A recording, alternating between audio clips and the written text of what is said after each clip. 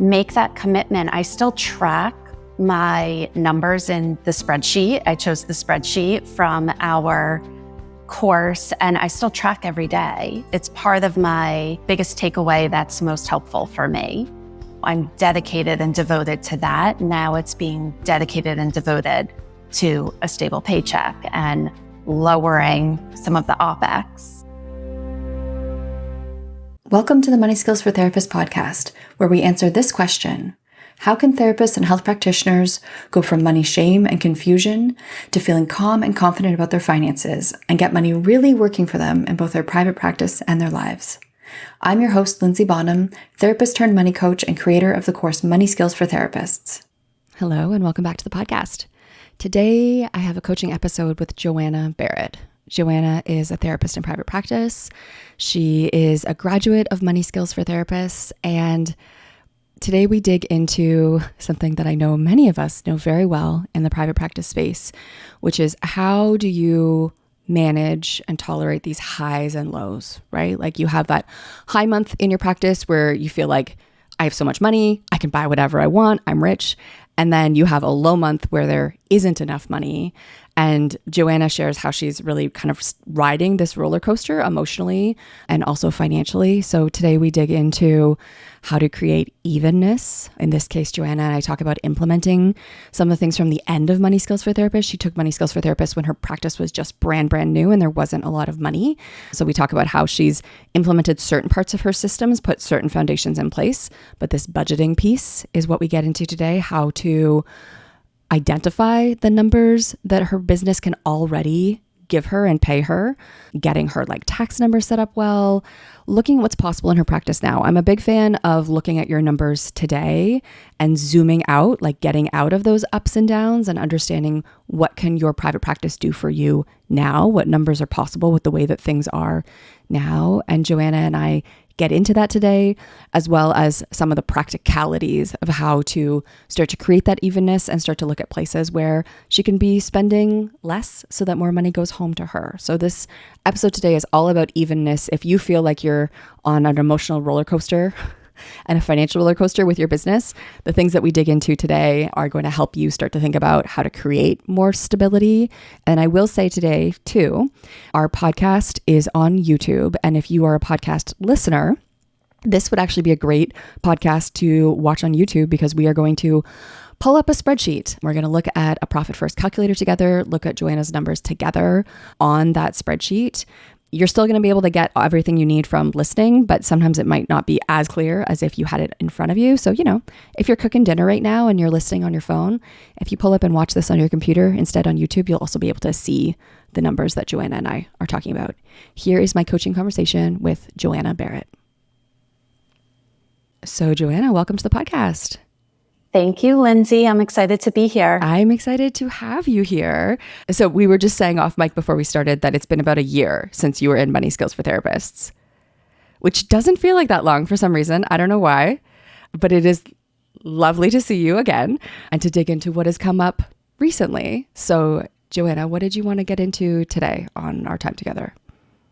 What comes up for me, yes, it's been a year since I completed Money Skills for Therapists, and I've stayed connected with you and your work and your offerings. And so maybe that's why it doesn't feel quite as long. Yeah.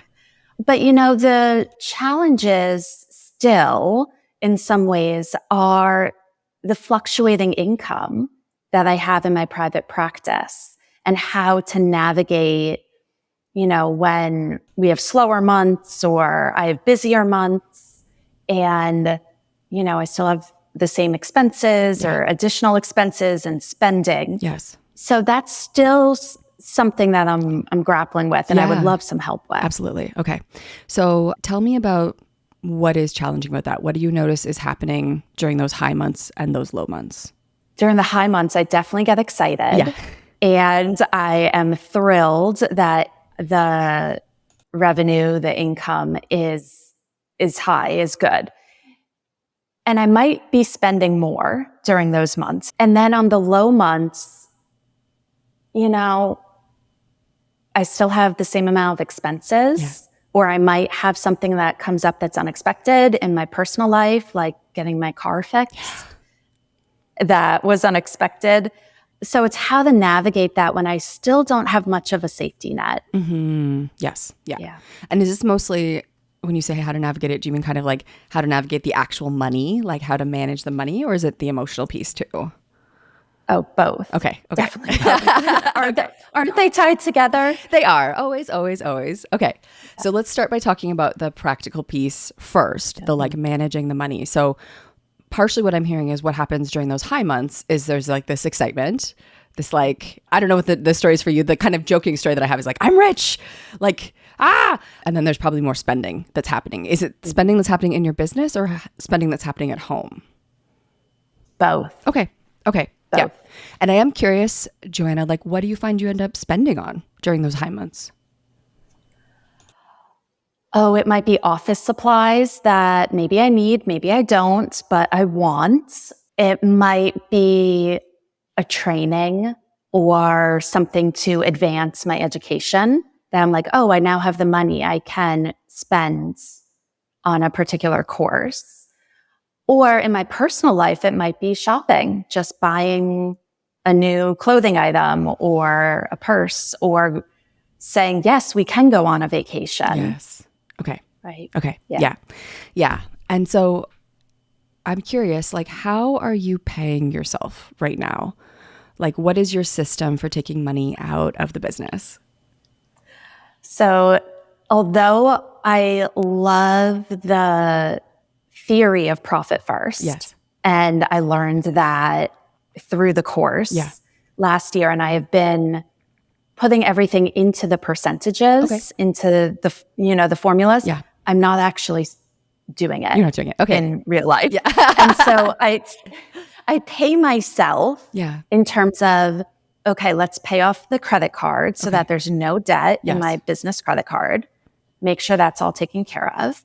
And then whatever is kind of left at that time, I can pay myself and I write myself a check, right? And put it into my personal account. Okay. You're hurting my heart just a little bit, but that's okay. I know. That's why I'm here. Yes.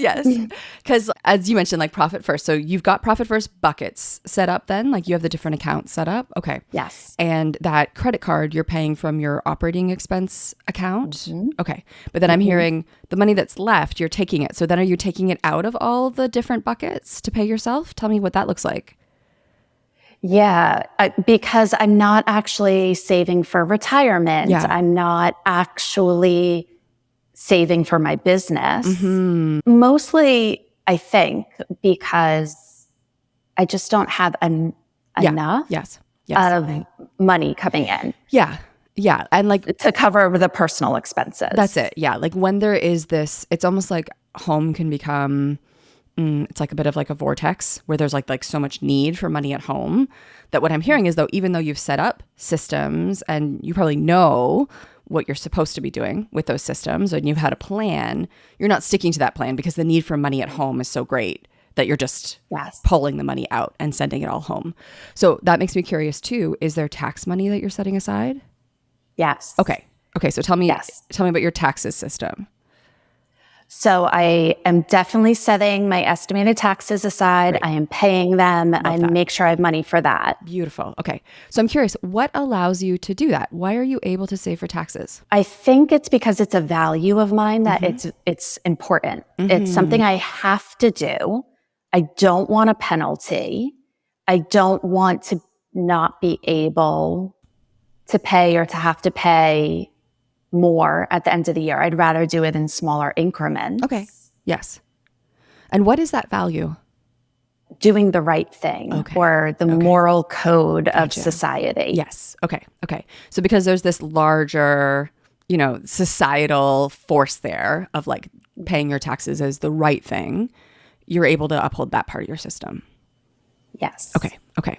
So thinking then about the other parts of your system, I mean, there's a couple things that are coming to mind for me.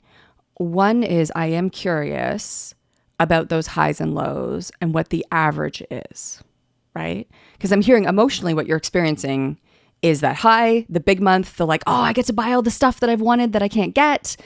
But then there's like the low month the next month. And I am curious, Joanna, do you know, let's say from a 6-month perspective, looking back on the last 6 months, what is the average between those numbers? Like, what is your average revenue in your practice? Average, I mean, the basic average month is probably, I'm bringing in from private pay clients, maybe 8,000. Okay. That's the average. So some months then might be like 10 and some might be 6, just to give easy numbers, but like it settles out at 8. Okay. Yes. And at 8,000, how much are you setting aside for operating expenses? What's your operating expenses percentage? It varies. It has varied a lot in the last year. Okay. And I try to keep it around 30%, but Sure. if I purchase a training or a course that is extra, right, I'm way above that percentage. Okay. I want to pull up a Profit First calculator and look at it with you.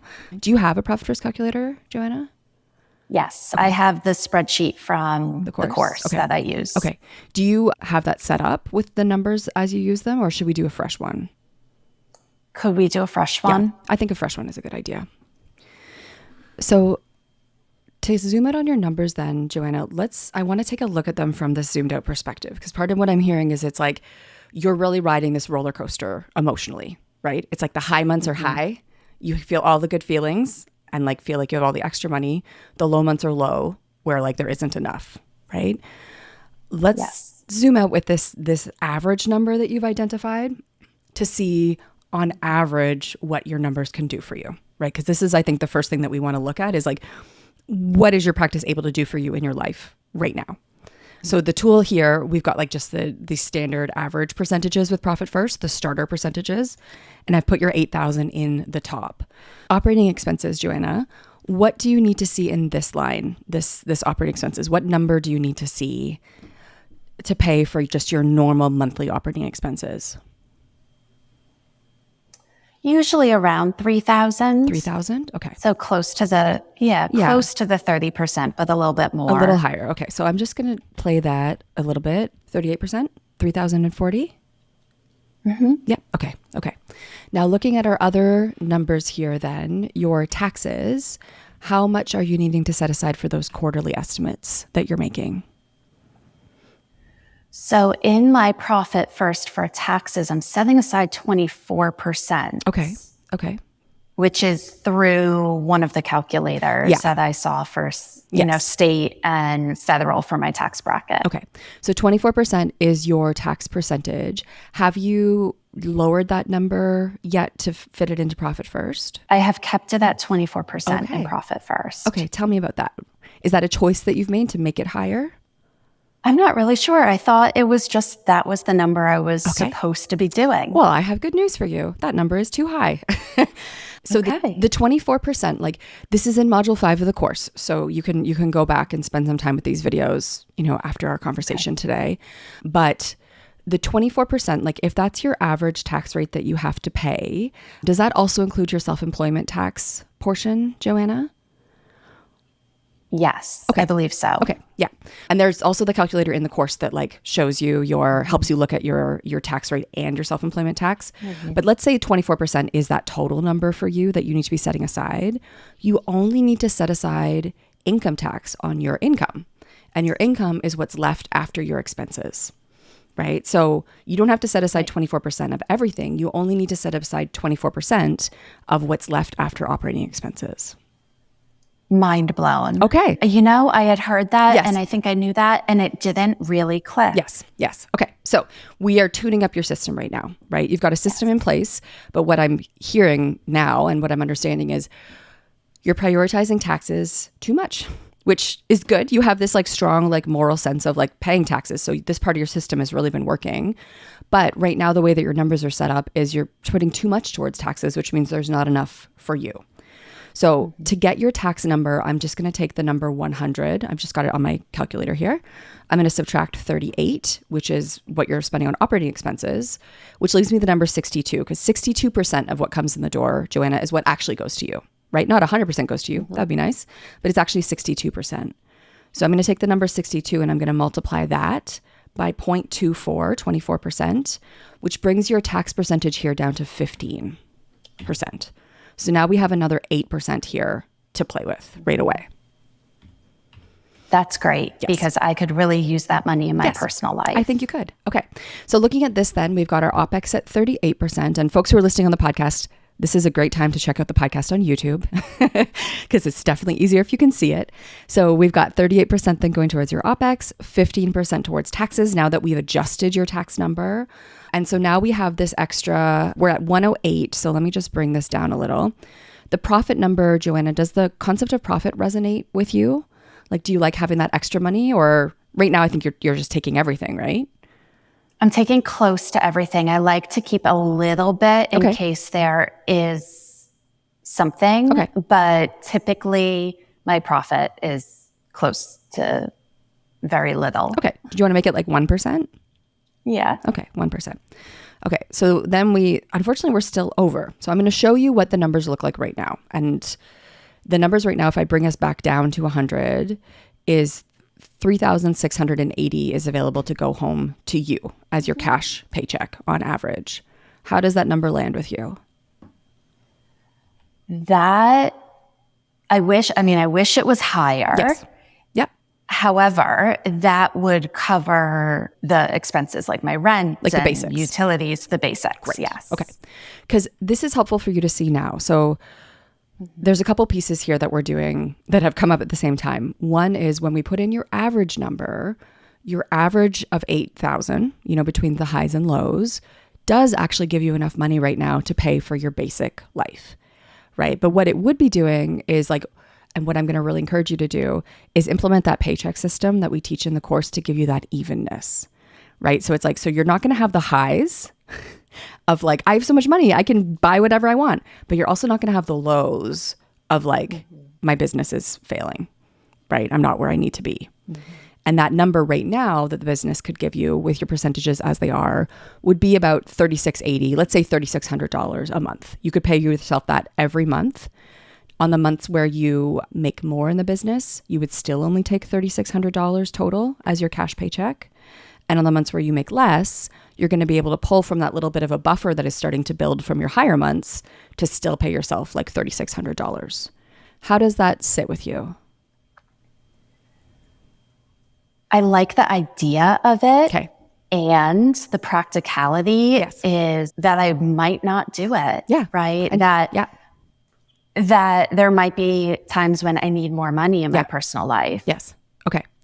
So one curiosity that I have here too, looking at these numbers, is this operating expense number, right? At 38%. I'm curious, what is going into this number, this $3,000?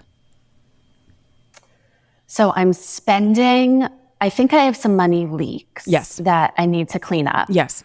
I've been thinking about that over the last couple of months about what is not serving me that I'm spending monthly on. Great. I'm glad you're thinking about that. And what have you identified so far? Or what do you suspect might be able to go?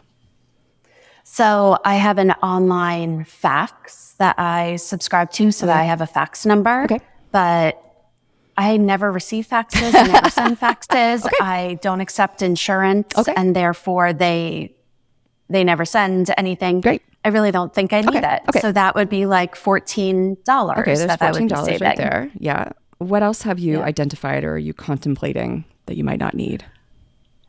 I am on 4 directory sites. Okay.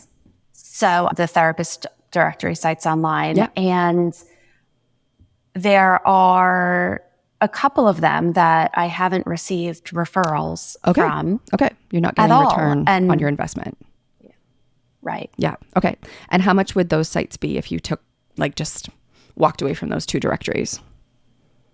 So one of them is about $30 and the other one, I think is more expensive. I think is close to $60. Okay. And anything else that you've identified? What are your big ticket things? Because these are things that will add up, but they are smaller. What are the big things you're spending money on? I am spending money on things. Okay. Or so I have an obsession with office supplies Okay. and Yes. fun things for my office. Yes. Okay. So things that I purchase, online or at the store that I could use in my office space. Okay. And that cost varies month to month. And then also spending on trainings. Yeah. Or courses. Yes. And how much are you spending on courses? Well, I just several months ago signed up for something that really matters to me and I think will really advance my career. Okay. But that being said, it's pretty expensive in my eyes that the actual training for a week long is, I think, $2,000-$3,000 plus flight, plus a hotel for one night. Yes. Okay. And, so it's turned into like a $5,000. Okay. Yes. Okay. So there's that like $5,000 investment. Has that money gone out yet? Some of it, or is some of it still coming? Some of it has gone out. I'm I'm doing a payment plan. Okay. So, some of it has come out. The plane tickets have been purchased. Yes. The hotel has not been charged yet. Okay. So, and how much is that payment plan per month? I think it's $850 around there. Okay. So that's a big portion then of this $3,000 would be like, a monthly investment like that. And like this course is an example, but just continuing education, right? Like $850 a month.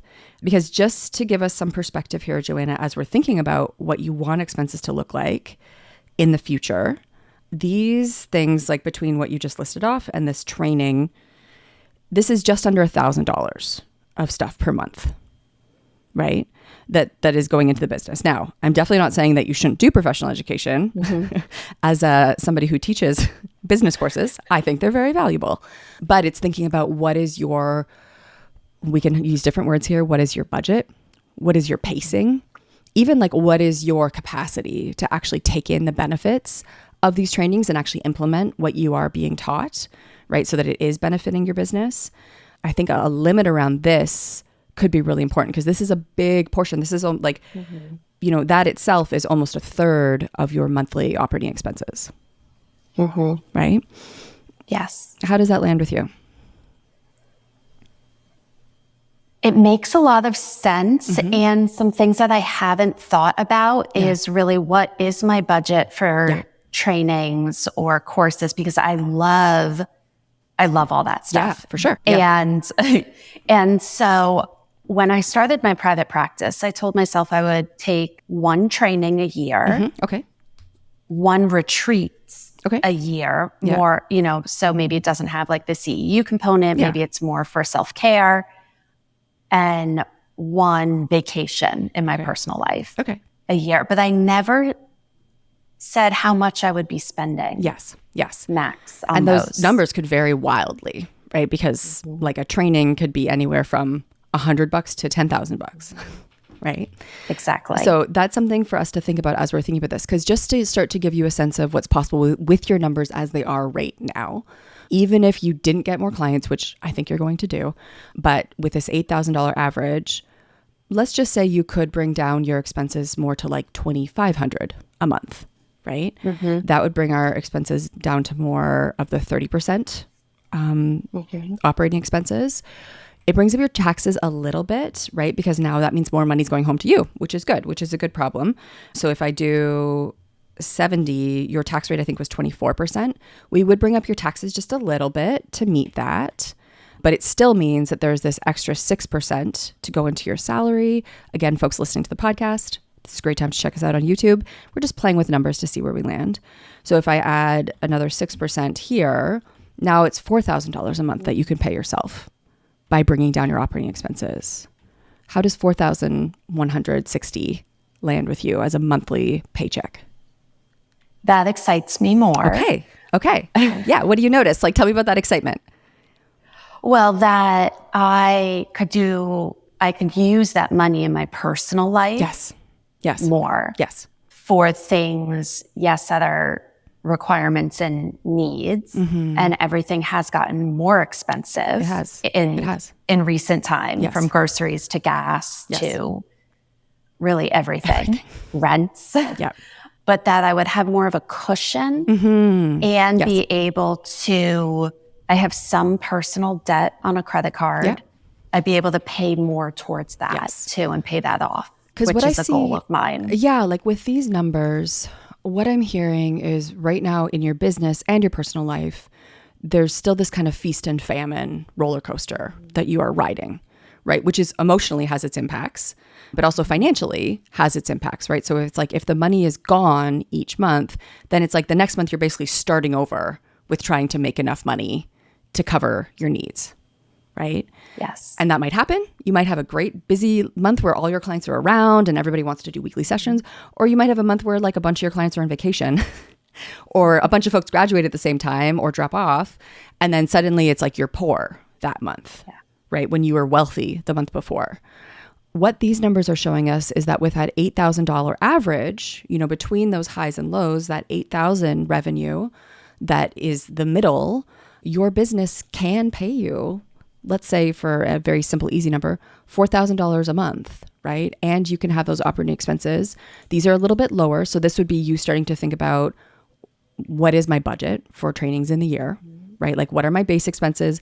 What are the fun extra things? But having some boundaries around those things. I like the word boundaries because that's a word that therapists, we understand. But like this, what I'm seeing here is your business, even as it is right now, would be able to give you a number that excites you on a monthly basis. Yes. Yeah, it would. Yeah. And the other piece here there, Joanna, that you might also have a little bit of breathing room that you can now dig into is your taxes. So what you can do now is now knowing that 24%, which it's funny, like sometimes we have to hear something a few times before it's like, oh, okay. And this is, I think, what just happened today with us with taxes. It's like now that it's clicked that 24% is only on what you make, right? So the money you've spent in the business, you don't have to pay 24% taxes on that. That money is gone. But what I encourage you to do is take a look at what you've made this year, right? Like what has been left for you, income, revenue coming into the business minus expenses, what has been left, and then apply the 24% to that number and see, have you overpaid taxes? Have you oversaved taxes? Is there some extra money there? Can you take a breath on taxes and make your next installment lower? Because it also is possible that there is money there that really should have been going home to you that instead was going to taxes. But what I'm hearing is you need it at home. Yeah, personal life. Yeah. And just because you got to live. Yeah, of course. Yes. Because the next piece about this, Joanna, is implementation. Because you have a profit first system set up, right? In the course, I also teach about paying yourself that regular paycheck, right? So it's like not just having the salary bucket, but also you pay yourself that same amount every month. So as we talked about a little bit earlier, those buffers build up. The high months, there'll be money left, but then the next month, you can still pay yourself that exact same amount, right? Something has been in the way of you implementing that system. So I'm curious, what was in the way? Is it still in the way of being able to actually stick to profit first and stick to paying yourself the same amount every month? I think what was in the way was the fluctuations and the uncertainty of how to really deal with that. And for a few things that got more expensive in my personal life and I needed more money. So I took more money. Yes. Although now I think it's a little clearer to me about what I actually need to do to implement and not fluctuate all the time. And I need that stability. Yeah. Right? Yeah. The structure and the stability works really well for me. Yes. And it does for most people. Most of us, even if we might love the highs, we don't love the lows, right? The price that we pay for like 1 month feeling like you're, a millionaire, the price you pay the next month for feeling like, oh shit, I shouldn't have done that. Where am I going to get this money from? How am I going to pay this bill? That's not worth it, right? Like the cost is too high.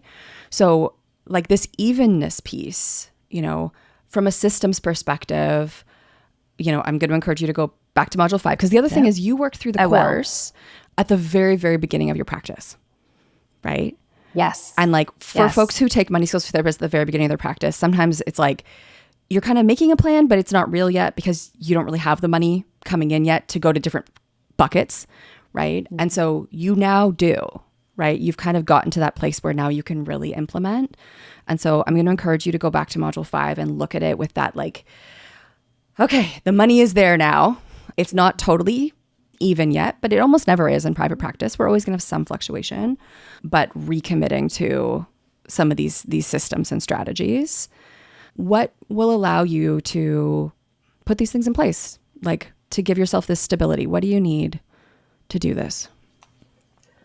I think definitely going back to module 5 to refresh everything and make that commitment. I still track my numbers in the spreadsheet. I chose the spreadsheet from our course and I still track every day. And it's part of my, biggest takeaway that's most helpful for me. And so I think, I'm dedicated and devoted to that. Now it's being dedicated and devoted to a stable paycheck and lowering some of the OpEx. Yes. Yeah, you've built that foundation. And when I think about financial skills, first I think about that emotional piece of like committing, starting to get to know your stories, being able to be with what's happening with you. Next, like the practical piece is tracking, just keeping some order around things. And you've got that, right? So this is the next level. You're adding the next level on your private practice building. We'll see, pyramid, which is budgeting. You're at the budgeting phase, right? Which before you didn't really have money to budget. Now you do, right? And now kind of some of these theory things that we've chatted about in the course of these highs and lows, you actually get to now implement this system, right? And like, I'm going to encourage you to take some time to think about that professional development budget. Like what, for your operating expenses, how can you bring them down? Like what do you really need to operate each month? What are those extra things? And then like, if we, again, spell that out over the whole year, it's like, okay, if you want to do $3,000 in training in the year, right? Let's say that's your budget, or should it be higher than that? Because you like to do fun stuff. What should your training budget be? What is a number that would feel good? Oh, that would be endless. I mean, my ideal would just be to do trainings and courses and retreats and not work. Right. Yeah, like just if professional student. Yes. If I won the lottery, that's what I would be doing. Okay. In this version of your life, what is a number that would give you what you want and need in terms of those professional development experiences, but still leave money for your life? I mean, ideally, I would have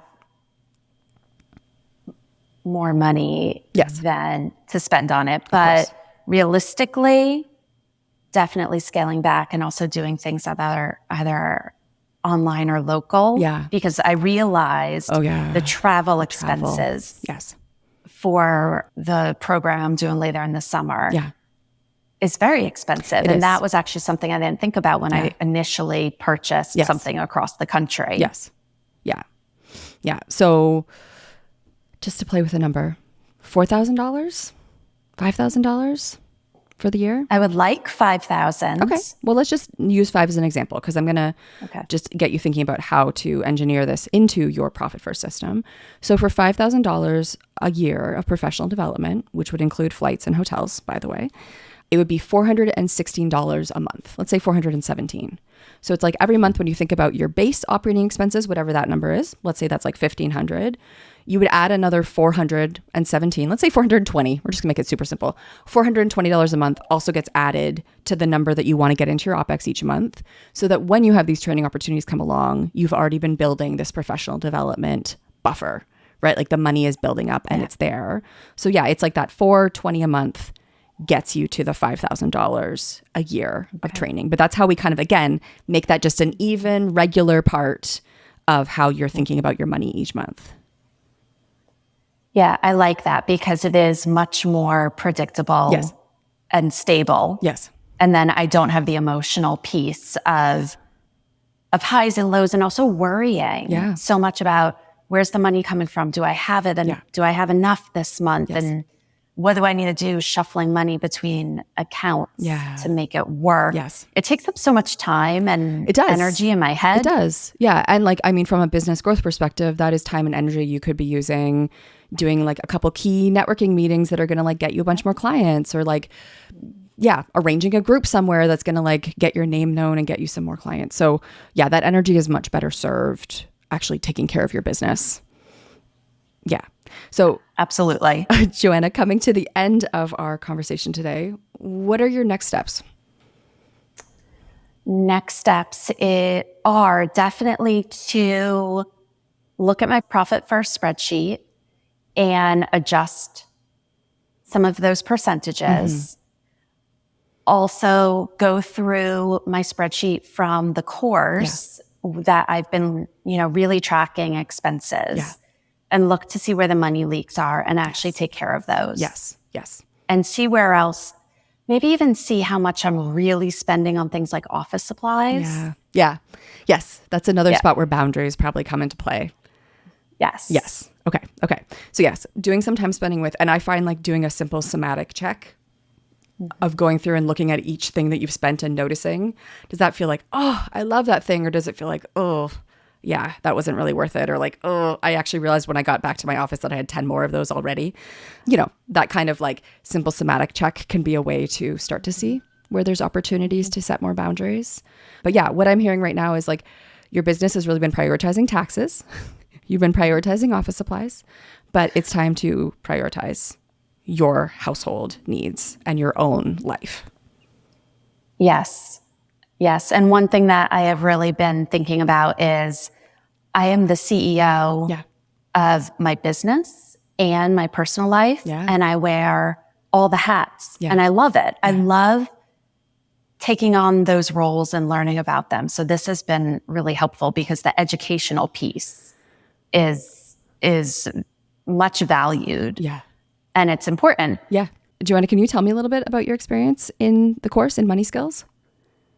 Yeah. So I did it at the start of my private practice, and I really learned so much. I learned everything I needed to know to be successful in this realm. And I had done other courses, not necessarily financial ones, but other types of courses for my private practice. And Money Skills for Therapists was the most impactful that I had taken. The takeaways, how the course is set up, the support, the accountability partner, the community, everything about it really resonated with me, and it had the greatest impact on my business. And still, like a year later, since I finished the course, this is the one that I recommend to people the most. Oh, I'm like so glad to hear that, Joanna. And like what I'm so excited about now is now that we've had this conversation again today, now you're getting to apply kind of those last pieces of the course, that highest level stuff to like create that evenness and like have money going where you really want it to go. Now you're at that level. So I'm hearing like already the earlier stuff has been so impactful, what you've implemented. And now you're going to get even more, which makes me so excited for you to feel that like final level of like, that stability that you're about to create in the business. Yeah, I'm so grateful. I mean, the course has set me up for success and continued success even after the 6 months had been completed, the initial 6 months. Yeah. So it's the course that, has really changed my life. So thank you. Yeah, you are so welcome. Thank you so much, Joanna. And thank you too for coming on the podcast today and letting us have this like next level conversation. Yes, thanks so much. In my conversation with Joanna, something that sticks out to me is how we can come so far and make so many gains. And she talked about all the great things that she's already put in place, right? And like the tracking that she's already doing. And we were chatting a little bit after this recording too about how she has kept up the idea of like money time and an accountability buddy, which also she got from Money Skills for Therapists, of just having that regular time with her money. But there's this next level now of creating that stability, that evenness, this like paycheck system, and really actually adhering to a profit first system that is going to give her that much more clarity and relief, right? So it's kind of like we solve problems and then there's a new one that presents itself. So before, where maybe she would have felt completely overwhelmed because she had no idea what was happening with her numbers, now she knows what's happening with her numbers, but she hadn't created boundaries yet to create any evenness. Now she's going to go back, take a look at her numbers, see where she can tweak them to make them go where they need to go and create that evenness, like using her profit first system as she's already set it up, just using the system that she's created, and also starting to take that regular paycheck to give her that stability. And she's going to have that much more relief. So it just makes me think too about how like as humans, there's many, many levels to our like struggling and suffering and pain, and like we resolve something. And then we have like the next thing that we get to solve and improve. And Joanna's very much at that place. She's now going to be able to create that evenness for herself that she hadn't put in place yet, but she's actually got all the lessons and tools and money skills for therapists. So she's going to be diving back into those things and implementing them now that they make sense. And now that it is the most pressing problem on her plate. So I'm very excited for Joanna creating this evenness in her life. I think we all benefit from that. You can follow me on Instagram at Money Nuts and Bolts. And if you're enjoying this podcast, I would so appreciate it if you could tell your colleagues, tell your friends, tell your office mate down the hall about the podcast. We're having conversations here that are pretty specific. We have a very specific niche of humans that we are talking to here. And it's so nice to have people who live in this space of being helpers and healers and therapists who are sensitive humans who want to take care of everybody else, having these conversations about money and what it means and how do we create evenness and systems that are aligned with our values. This is a very specific little world we've created. So if you know somebody else who would enjoy listening to these conversations, being part of this world, I would so appreciate if you would let them know about them and give them a chance to check out the podcast. Thank you so much for joining me today.